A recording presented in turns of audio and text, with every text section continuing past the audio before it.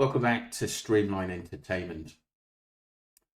I'm going to get into the police update about Gus Lamont. So as of October 30th, 2025, South Australian police are draining a large dam on the property where 4-year-old Gus Lamont disappeared. The new search is being conducted to definitely rule out the possibility that the boy who went missing a month ago drowned. Dam drainage, a dam located 600 metres from the homestead at Oak Park Station, is being drained. Although police divers searched the 4.5 metre deep dam during, that's pretty deep, initial search draining, it will allow for a comprehensive visual inspection, particularly of areas with underwater vegetation. Drone imagery review investigators from the Task Force Horizon have concluded their assessment of drone footage and images from the area, but have not found any evidence related to Gus's disappearance. Further aerial imaging of wider 10 km radius is ongoing and will take several weeks. Obviously, it's a big area, but like I said, I can't really see him walking out of the, to 3 to 5 km area. I really can't, because it was getting dark. He would have got scared. And there's no way there would have been evidence if he'd been taken by an animal or attacked by something. Ground search has concluded. A 4-day ground search concluded on October the 17th following an initial 10-day intensive search. Despite these large-scale efforts involving police, the Australian Defence Force and volunteers, no trace of Gus was found. And the interesting bit is no foul play suspected. Police have stated that their investigations have not uncovered any evidence of foul play. The Lamont family is cooperating fully with the investigation. And like I said, we've heard that from day one, even though there are question marks over this. And obviously some of the question marks is Josh. We haven't heard from him. No one's seen him recently. And the people that know him are worried. Let's move on, people. This is by the Daily Mirror. Bombshell twist 1 month after Gus Lamont vanished. Daily Mail. Let's get straight into this. Announced that the search for Gus is going to resume again tomorrow on Friday. They are intending to drain the dam on the property. This is a new development. It is not known why this has now come about, but the search will resume again tomorrow. So I'm just driving up to Josh Lamont's property now. It's a small cottage in Bellaley North. This property is about 2 hours away from the homestead where little Gus Lamont was last seen. It's obviously a really sad, traumatic situation that's happened here. It's always hard to cover these kinds of stories. As a mum myself, my heart really does go out to the family in these situations. My name is Jonica Bray and I'm a senior reporter for the Daily Mail. I have been covering the Gus Lamont missing case story since it unfolded over a month ago, and I have travelled here today deep into the South Australian outback to speak to the Lamont family and hear their side of the story. However, here I am at the cottage that Joshua Lamont has been renovating, and Josh Lamont is nowhere to be found. I've spoken to members of the local community and the neighbours who tell me that Josh hasn't been back to the property since his young son went missing. The property remains... I'm not surprised. I'm absolutely not surprised in that the way he's feeling and the lack of information that's possibly shared with him. He's probably absolutely heartbroken and really emotionally upset as well. Because, like I said, you could tell, obviously, Josie doesn't like him at all, and basically seems to make his life hell. Basically abandoned, and now people think he may never return. Friends say they're completely baffled by what's happened and for the silence that's followed. It's now been over a month since little Gus vanished from his grandparents' remote sheep station, Oak Park, about 43 kilometres south of Yunta. The 4-year-old was last seen playing in a pile of sand around 5:30 in the afternoon. Despite 2 major search operations involving police, the Australian Defence Force and SES volunteers, there has been no sign of him since. The only clue, a small footprint in the dust, believed to match the boots that Gus was wearing when he disappeared under his grandmother's care. Since that day, the family has remained silent.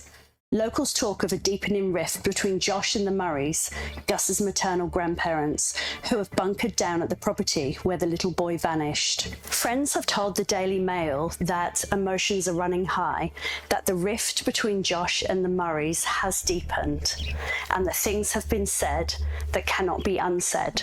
It's understood that it was the police, not family, who told Josh that his son was missing. They came here to the house where he was already asleep for the night, knocking on his door and waking him and delivering that absolutely devastating news. Gus's grandmother, Josie Murray, a fiercely private woman who transitioned many years ago, previously told the Daily Mail she didn't want outside help in the search. Meanwhile, Gus's mother, Jessica... We always thought that was quite bizarre, because you would have thought a 4-year-old boy had gone missing, and yet there are experts out there, ground experts, people who probably know the area quite well, or could look in places that others can't.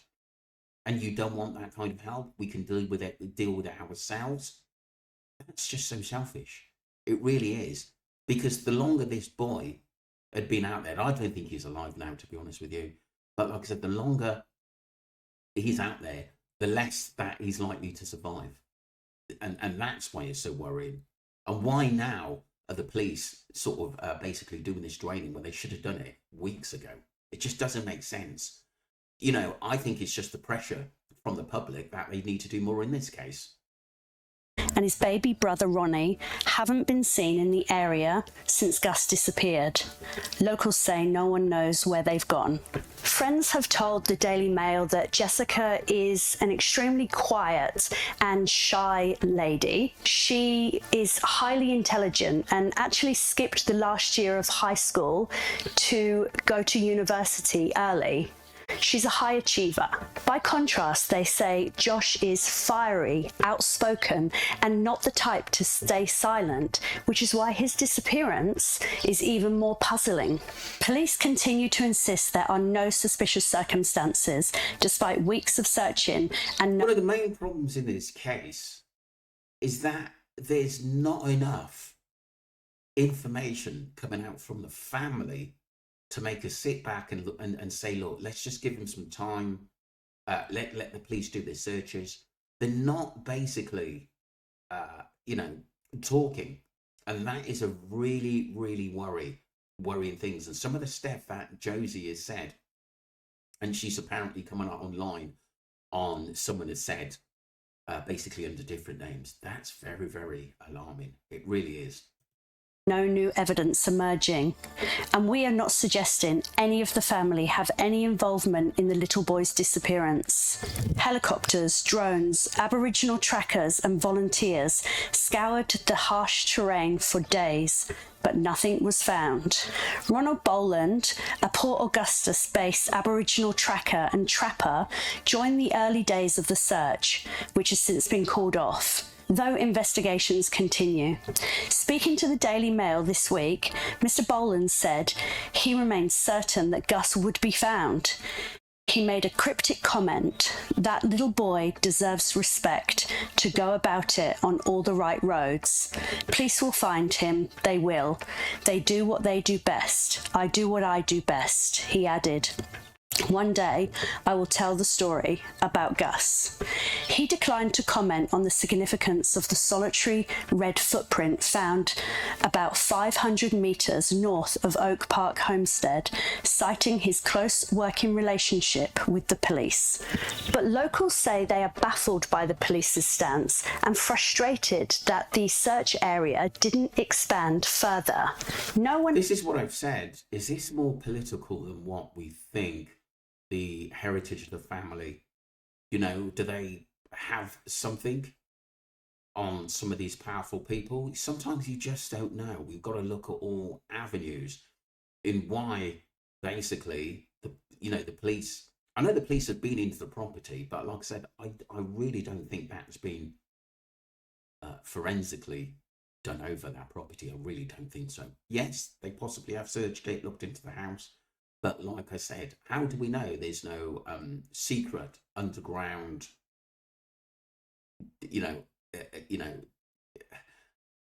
rooms? How do we know whether basically there are any trapdoors or anything like that? It's really, really strange that the police are 100% writing off no foul play.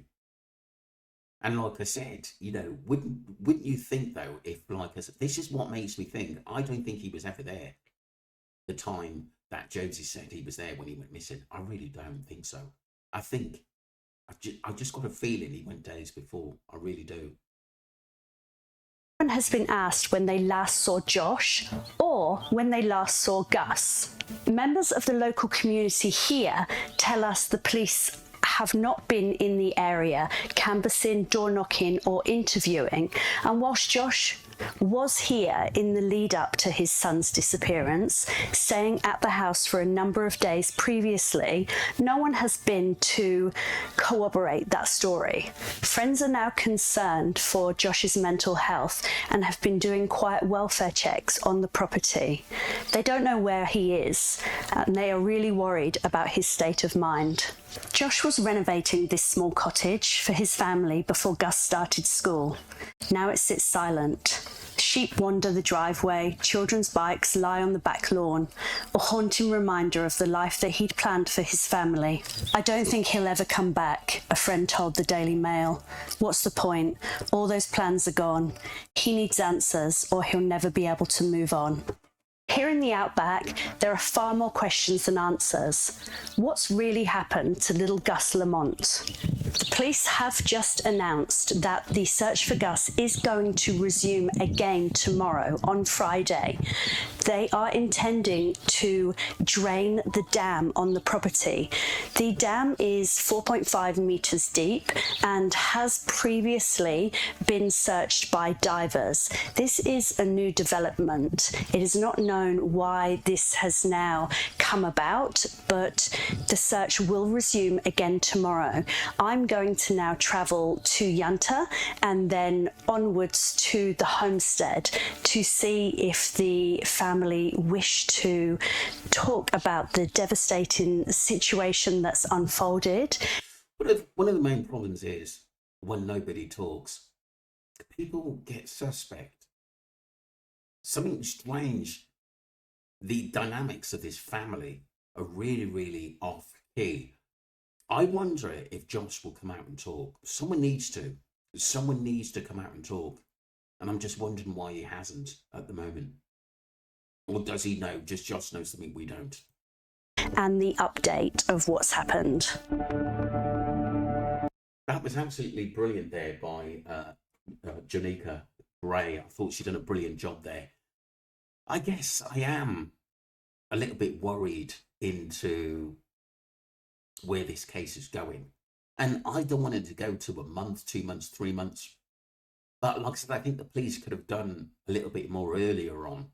That should have been drained. I think the property should have been just forensically tested, just in case he had a fall and something did happen to him. And there were blood spats or something like that. Something not quite right in this case, and I absolutely feel it with my whole heart. Hopefully, he's not falling into that basically dam. Do you know what I mean? But let's just see what comes next. But like I said, something very, very odd. And like I said, obviously the baby hasn't been seen for a little while. Maybe Jessica has gone to stay with another family member to get some peace and quiet. She doesn't really want to be around the farm and taking the little one. Who knows? But it's certainly a very, very strange case. Let me know your thoughts, people, on this new search. I think they should have done it earlier myself. Don't forget to subscribe to Streamline Investigations and follow the channel. Thank you.